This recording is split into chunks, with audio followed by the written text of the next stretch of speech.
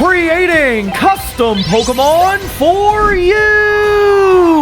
Welcome back, everyone, to the show where we select lucky commenters to spin a series of random wheels that give us factors for a Pokemon that we then create just for you. It's gonna be an awesome episode today, y'all. We're gonna make 3 amazing custom Pokemon as always, so if you end up liking today's video, make sure to hit the like button and subscribe so you don't miss the next one. And of course, if you want a custom Pokemon for yourself, don't forget to leave a comment because I'll be randomly selecting people from this video's comments for the next episode. Oh, and by the way, as I'm sure you could tell because of the different background, I did recently move, so I'm sorry if today's episode feels a little weird. I haven't had the chance to fully set up here yet because I've just been so busy with the move. So I know my mic is a little echoey and the animations in this episode might not be as fully fleshed out as normal, but that's just temporary. Again, I've been so busy with the move, but I still really wanted to get this episode out for you all, so I hope you still enjoy it, even if it's a little less quality than what I normally like to make. Next week, everything should be back to normal. I appreciate your patience, and now let's get into the first Pokemon. And this one will be for Micah Green. I'm glad you liked Stout Pand in the last episode, but hopefully you like your own Pokemon even more. So alright, Micah, let's start by getting the power level of your Pokemon, and you are going to be a Convergent Evolution for the first Pokemon of the day. That's cool. And it means that now we have to spin this wheel to see what generation of Pokemon will be making a Convergent for, and it's Gen 5. And it means that now we have to spin this wheel that has every single Gen 5 Pokemon on it, and we got Scraggy. That is definitely a very unique Pokemon, so this should be fun. And now let's see what new typing we'll be giving to this Convergent Scraggy. Your first type is going to be the Electric type. That is definitely a cool type for Scraggy. And Electric Water type. That is very different from its original typing, but hopefully we can make it work. And the last step, before we see which Pokemon looks like, let's see if it has an X Factor, and you do a Mega Evolution. I'm pretty sure Scraggy is one of the Pokemon that's set to get a Mega Evolution in Pokemon Legends ZA, but it hasn't been revealed yet, so I guess we're gonna make one before they can.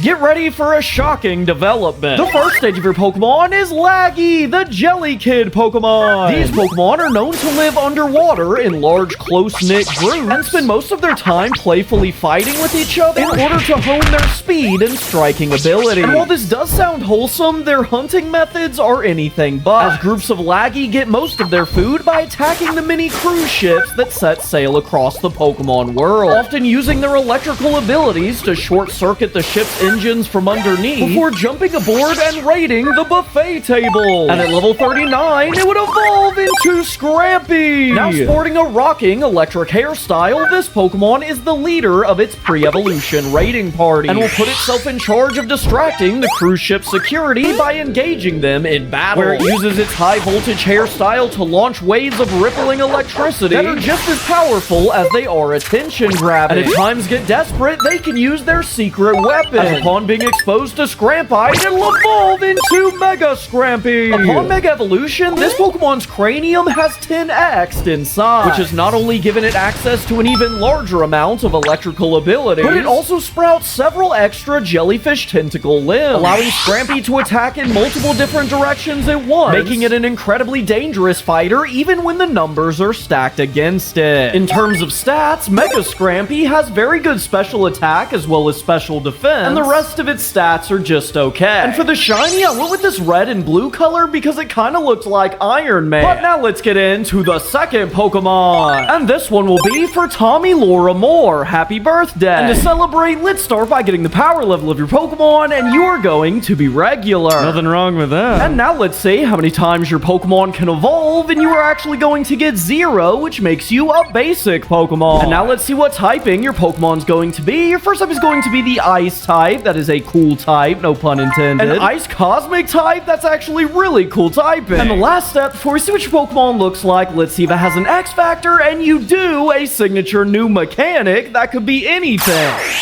You'll never see this coming. Your Pokemon is Destillo, the Fortune Comet Pokemon. These Pokemon live in the furthest regions of space where they float amongst the frigid emptiness. And while they drift through the void, they seem constantly enamored with the pearlescent orb on top of their tail. As it appears by gazing into this orb, Destillo will occasionally get glimpses into future tragedies that have yet to occur on other planets. However, Destillo doesn't just sit idly by while these events happen, as it instead chooses to try its best to prevent them, often appearing in areas where tragedy is set to happen and attempting to warn those who would be affected. And this phenomenon can even be seen in the custom region, as the impending threat of the distant evil cosmic legendary has caused a multitude of Destillo to appear, particularly near areas where a corrupted form outbreak is set to occur. And this is reflected in its signature new mechanic, where in my fan-made game, if the player is about to encounter a corrupted form Pokemon as part of the story, then Destillo will begin to appear in the tall grass near where the encounter is set to take place, serving as an in-game warning for the player to get their team ready for an epic fight, as well as a fun way to add a new Pokemon to your deck. In terms of stats, Destillo is a very defensive Pokemon who also has really good speed. And for the shiny, I went with this bright red color to go along with the theme of it warning people of danger. But now let's get into the third Pokemon. But before we get into the final Pokemon, it's time for the member modifier. This is the segment of the show where we take a fan favorite Pokemon from a previous episode in the series and give it a brand new upgrade. And we are once again going to give a brand new evolution to Setamite, who, if you don't know, is a rock type Pokemon with 7 different evolutions based off different RPG classes, as well as the elemental evolution stone. And for today's segment, I once again had my channel members vote between 3 stones to base a new evolution on. And the options were the shiny stone, the sunstone, and the ice stone. And the winner was the sunstone, which when placed in the hole in Setamite's chest will cause it to evolve into Setaval. This hulking steel golem has a nearly impenetrable exterior thanks to its solid metal skin. But if you think its only focus is defense, then you'd be very wrong, as it's also equipped with 2 incredibly heavy sun-spiked flails, which Setaval whips around its body at such high speeds that they're capable of destroying even the sturdiest of Pokemon in a single blow. Huge thank you to all my channel members. I hope you like Setaval, and if you want to become a channel member yourself to help us vote on the next member modifier, then you can look into that by hitting the join button down below. But now let's get into the third Pokemon, and this one will be for Lata. Happy birthday as well. And let's celebrate again by getting the power level of your Pokemon, and you're going to be a legendary for the last Pokemon of the day. That is insane. And it means that now we have to spin this wheel to see what type of legendary you are, and you are part of a legendary trio. That is awesome. That means we'll have to connect your Pokemon to a previous one from the series. Now, legendary Pokemon usually don't evolve, but we do still spin this wheel where you have a very small chance to, but none this time. And now let's see what typing this trio legendary Pokemon's going to be. Your first type is the grass type. That is cool. I don't think we've had a grass type legendary before. And grass electric type is actually really unique. And the last step, before we see which Pokemon looks like, let's see what its X factor is going to be, and it is a corrupted form. This Pokemon is absolutely insane.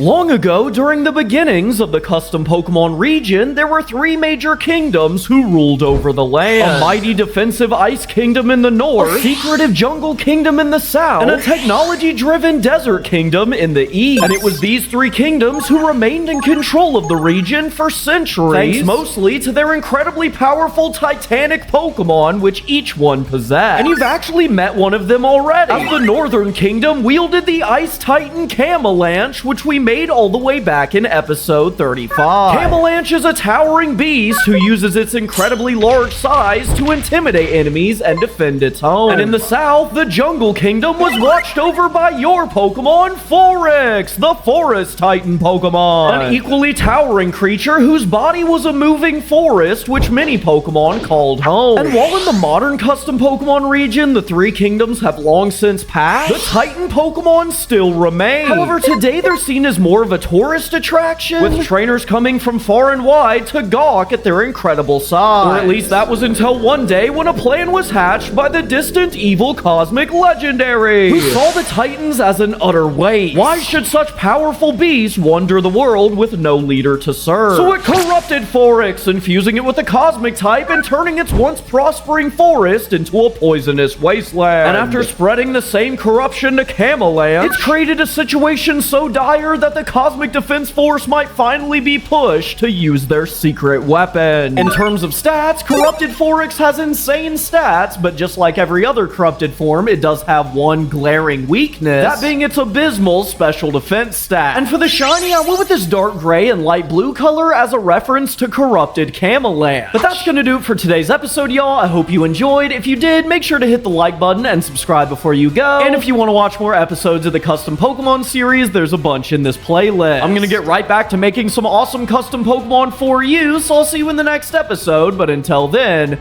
peace.